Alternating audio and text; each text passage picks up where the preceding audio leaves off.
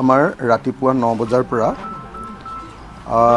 বিশেষ জৰুৰী বৈঠক আহ্বান কৰা হৈছে ৰাইজৰ দলৰ, য'ত আমি মিত্ৰতা সম্পৰ্কে খাটাং সিদ্ধান্ত গ্ৰহণ কৰিম। যি ধৰণে মিত্ৰতাত আগবাঢ়িব লাগিছিলে কংগ্ৰেছ দলে সেই ধৰণে আগবঢ়া নাই। আমাৰ দলৰ ওপৰতো সাংঘাতিক প্ৰেছাৰ পৰিছে, বাতৰি কাগজত বেলেগ বেলেগ বাতৰি আহিছে, গতিকে আমাৰ ওপৰত দলৰ বহুত সাংঘাতিক প্ৰেছাৰ পৰিছে। এনেকৈ মই দল ৰাখিব নোৱাৰিম, এনেকৈ মই দল ৰাখিব নোৱাৰিম নে। সেইকাৰণে কাইলৈ ৰাতিপুৱা 9 বজাৰ পৰা বিশেষ জৰুৰী কাৰ্যনিৰ্বাহক বৈঠক ৰাইজৰ দলৰ গুৱাহাটীত আয়োজন কৰা হৈছে আমাৰ কেন্দ্ৰীয় কাৰ্যালয়ত।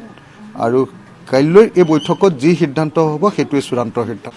কিন্তু আলোচনাৰ অগ্ৰগতি আৰু ইম্পৰ্টেঞ্চটো সেইটো অলপ কম সেইকাৰণে কাইলৈ যিটো সিদ্ধান্ত হ'ব সেই সিদ্ধান্তই ফাইনেল হ'ব। আমাৰ ওপৰত সাংঘাতিক প্ৰেছাৰ পৰিছে, গতিকে কাইলৈ দিনটোত যিটো আলোচনা হ'ব মই একো ক'ব নোৱাৰোঁ কাইলৈ দিনটোত যিটো কাৰ্যনিৰ্বাহক সিদ্ধান্ত হ'ব সেইটোৱে ফাইনেল।